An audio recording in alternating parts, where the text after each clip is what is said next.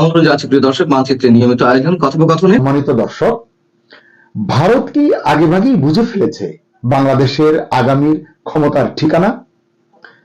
এজন্যই কি ভারতের পররাষ্ট্রমন্ত্রী জয়শঙ্কর দিন কয়েক আগে বাংলাদেশে এসে কেবল তারেক রহমানের সঙ্গে বৈঠক করেই ভাবলেন অ্যাসাইনমেন্ট কমপ্লিট? কূটনীতিতে স্বাভাবিক নিয়ম ভাঙার এই সফর কি বার্তা দিচ্ছে, এটি নিয়ে আজকে কথা বলতে চাই। নিয়ম ভাঙার সফর কেন বলছি? ঢাকায় কূটনৈতিক চর্চা অনুযায়ী মন্ত্রী পর্যায়ের সফরকারী ব্যক্তি মানে বিদেশের কোনো অতিথি যখন বাংলাদেশে আসেন, তারা বাংলাদেশের সরকার প্রধানের সঙ্গে সাক্ষাৎ করে থাকেন। এটি একটি রেওয়াজ, রীতির মতো। এটির ব্যত্যয় ঘটেছে এবার। ভারতের পররাষ্ট্রমন্ত্রী এস জয়শঙ্কর 31 ডিসেম্বর শুধু বিএনপি প্রধান তারেক রহমানের কাছে দিল্লির বার্তা দিতে, নরেন্দ্র মোদীর চিঠি দিতে, শোক বার্তা দিতে ঢাকা সফর করেছেন।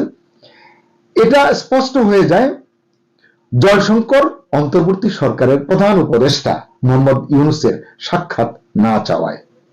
যারা আসেন তারা চান সাধারণত, এটি রেওয়াজ। এছাড়া যারা মনে করছেন জয়শঙ্কর কেবলই এসেছিলেন বেগম খালেদা জিয়াকে শেষ শ্রদ্ধা জানাতে, তারা প্রকৃত সত্য অনুসন্ধান করছেন না বলেই মনে করি। ভারতের সঙ্গে বাংলাদেশের সাম্প্রতিক যে সম্পর্ক, মানে গত কিছুদিনের যে সম্পর্ক 18 মাসের, সেই প্রেক্ষাপটে আপনার কি মনে হয় এটা কেবলই সৌজন্য এবং মানবিক সফর ছিল? বিষয়টি আসলে এতটা সরল নয়, বরং বলতে পারেন এখান থেকেই শুরু হয়েছে দিল্লির নতুন কূটনৈতিক হিসাব।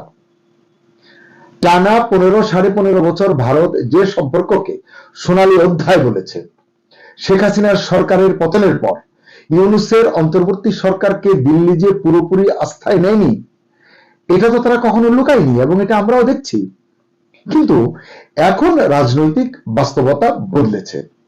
দিল্লিও ভালোভাবে উপলব্ধি করছে বাংলাদেশে ক্ষমতার সমীকরণ ঠিক আগের মতো নেই, মানে গত 18 মাসের মতো, 17 মাসের মতো নেই, ক্রমশ এটি পরিবর্তিত হচ্ছে।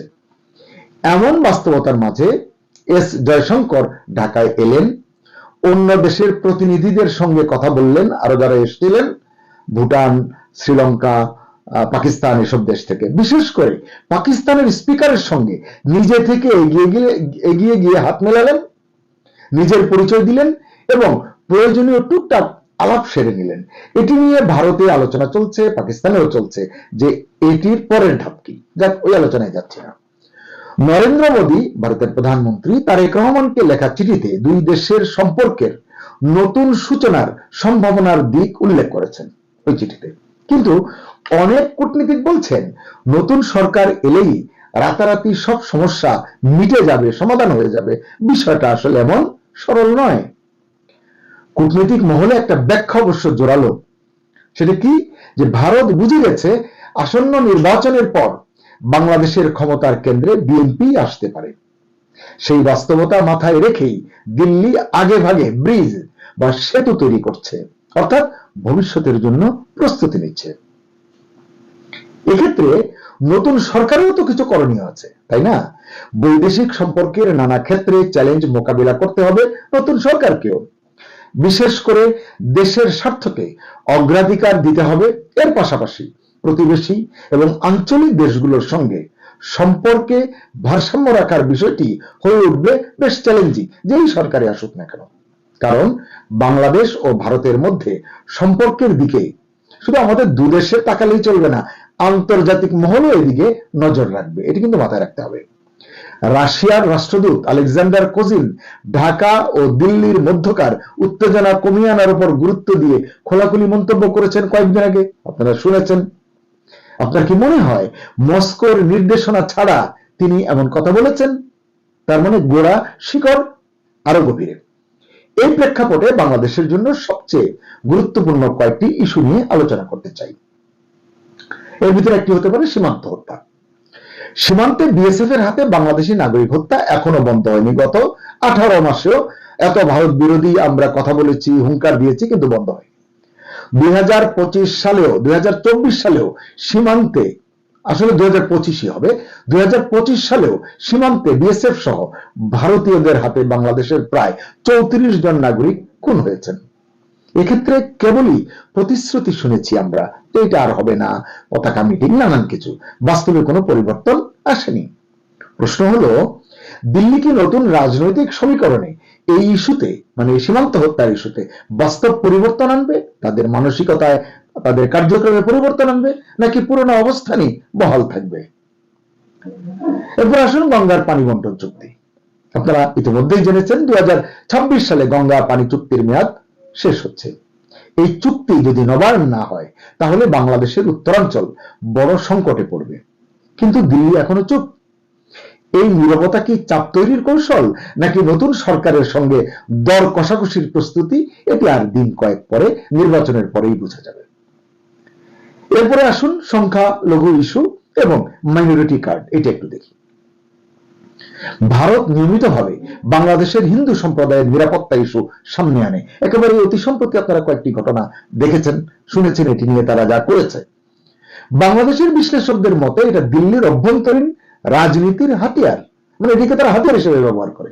নতুন সরকারের সঙ্গে সম্পর্কের ক্ষেত্রেও কি এই কার্ড ব্যবহার করবে ভারত?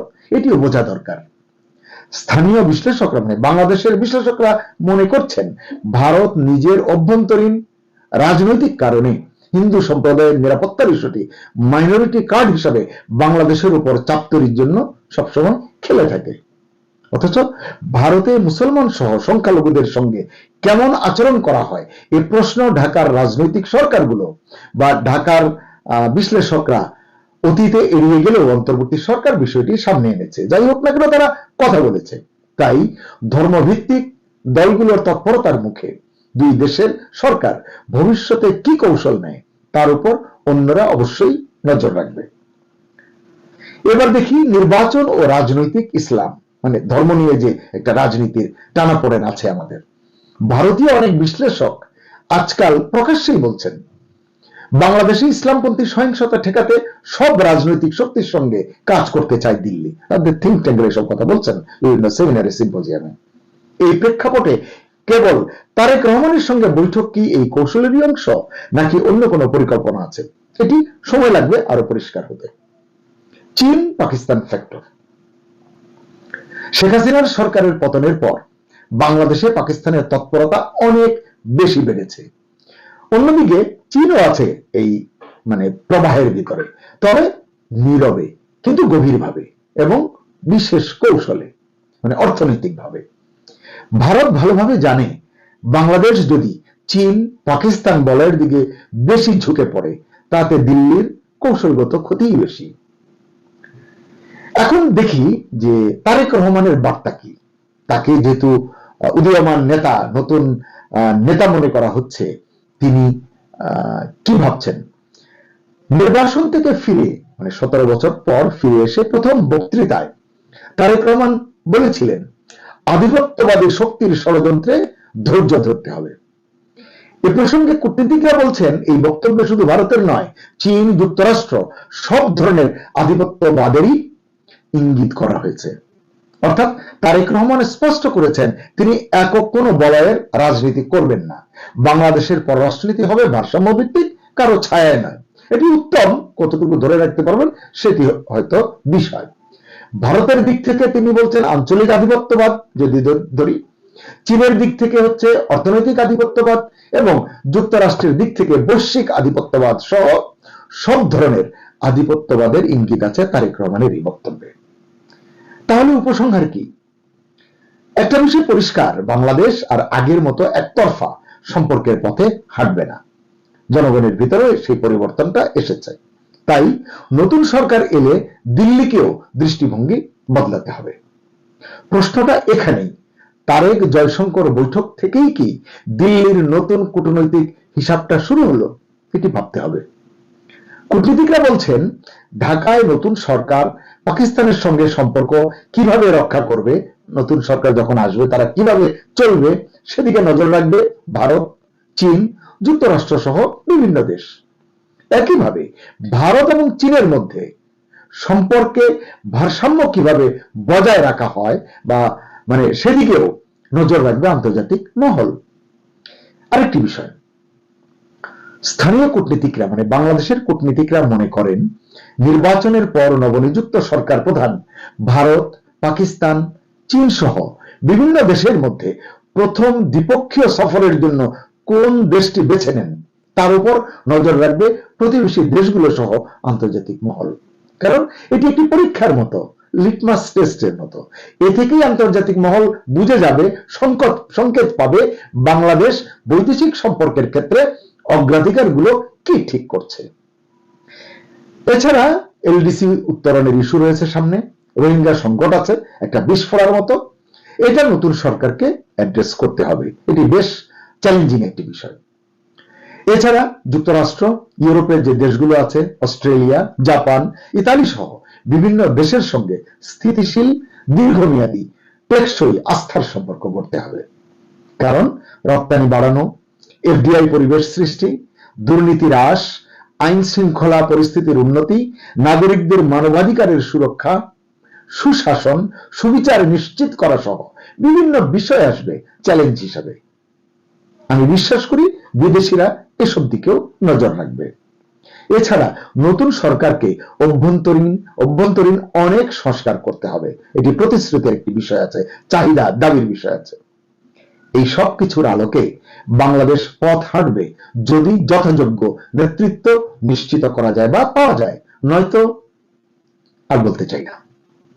প্রিয় দর্শক, আপনার কি মনে হয়, ভারত কি সত্যিই তার বাংলাদেশ নীতি বদলাচ্ছে? আসসালামু আলাইকুম রহমতুল্লাহি ওয়া বারাকাতুহু। সম্মানিত দর্শক, বিএনপির চেয়ারপারসন জনাব তারেক রহমান সাহেবকে নিয়ে এই মুহূর্তে বাংলাদেশে যা কিছু হচ্ছে, পুরো প্রক্রিয়াটি বা যা কিছু আমরা দেখছি টেলিভিশনে এবং তার অফিসকে কেন্দ্র করে যা কিছু হচ্ছে, তা বিএনপি রাজনীতির জন্য অশনি সংকেত। জনাব তারেক রহমান সাহেবের জন্য আরও ভয়ানক বিপদ এবং বিপত্তির কারণ আমাদের গণতন্ত্রের জন্য এটি রীতিমতো একটি সুনামি বয়ে নিয়ে আসবে আগামী দিনগুলোতে। এবং সেটি কেন, কি কারণে, এই বিষয়গুলো নিয়ে আলোচনা করব। আপনারা লক্ষ্য করেছেন যে তারেক রহমান সাহেবের আগমন উপলক্ষে যে সংবর্ধনার আয়োজন করা হয়েছিল, এটি ছিল স্বাভাবিক, স্বতঃস্ফূর্ত এবং কাঙ্ক্ষিত। মানুষ আসবে, তাদের নেতাকে বরণ করে নেবেন, নেতা আবেগ আপ্লুত হবেন, মানে যা কিছু এক্সপেক্টেড ছিল প্রায় সবকিছুই ঘটেছে এবং এটা নিয়ে আমরা কেউ কোনো টুশব্দ করিনি। দ্বিতীয়ত হলো যে তার আগমনের পরে তার জন্মদাত্রী গর্ভধারিণী মায়ের মৃত্যু হয় এবং সেই মৃত্যু উপলক্ষকে বা সেই মৃত্যুকে কেন্দ্র করে যে শোক প্রকাশ, এটা খুব স্বাভাবিক ছিল। আর সেখানে যে জানাজা হয়েছে, সে জানাজার যে উপস্থিতি, এটা হওয়া উচিত ছিল এই কারণে যে বেগম জিয়া তার জীবনের যে স্বর্ণালী সময়, তিনি রাজনীতির জন্য তিনি সেটি আত্মত্যাগ করেছেন এবং এই রাজনীতির জন্য তিনি তার পরিবার, সুখ, শান্তি সবকিছু হারিয়েছেন। তৃতীয়ত, তার যারা রাজনৈতিক প্রতিপক্ষ, তারা মূলত তার প্রতি জুলুম করেছে, এতে কোনো সন্দেহ নেই। অবিচার করেছে, অন্যায় করেছে, অপমান করেছে। তো সেই অবস্থায় যখন এই প্রবীণা রাজনীতিবিদের মৃত্যু হলো, সঙ্গত কারণে মানুষের যে শোকের সাগর, সেই সাগরে ঢেউ এবং সুনামি শুরু হবে, এটাই স্বাভাবিক। এবং কৃতজ্ঞ বাঙালি জাতি বেগম জিয়ার মৃত্যুর পরে জানাজায় যেভাবে অংশগ্রহণ করেছে, এটি বাংলাদেশে কেবল নজিরবিহীন নয়,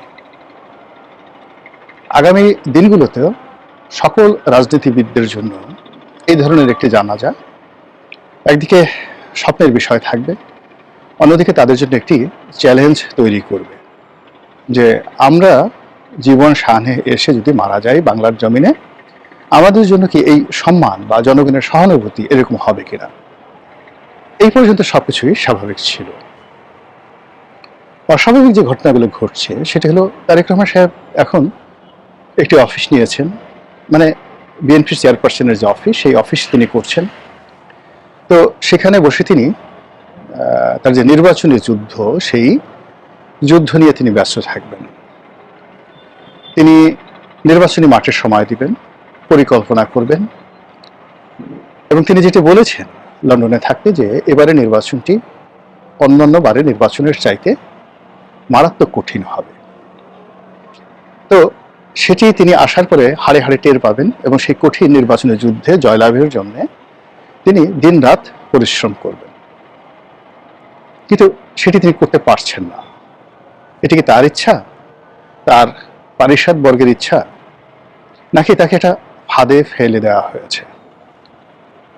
এই পুরো বিষয়টি নিয়ে আমি একটা বিশ্লেষণমূলক ভিডিও করবো, যে সাবধান জনাব তারেক রহমান সাহেব, আপনাকে কেন্দ্র করে একটা ম্যাটিকুলার ডিজাইন হচ্ছে, বা আপনি এখনো ম্যাটিকুলার ডিজাইনের মধ্যে আছেন, ফাঁদের মধ্যে আছেন। কিন্তু আজকে আমি শুধুমাত্র আপনাদেরকে কতগুলো বাস্তব দৃশ্য, যে বাস্তব দৃশ্য আপনাদেরকে অনুধাবন করানোর জন্য, জনাব তারেক রহমান সাহেব অনুধাবন করানোর জন্য সেই কথাগুলো বলছি। আপনি দেখুন যে শেখ হাসিনার পতন কেন হয়েছিল। তার পতনের অন্যতম কারণ ছিল তিনি চাটুকার পরিবেষ্টিত হয়ে পড়েছিলেন, এবং এমন সব বিখ্যাত চাটুকার, তাদের চাটুকারিতার সামনে আপনি উত্তর দিতে পারবেন না।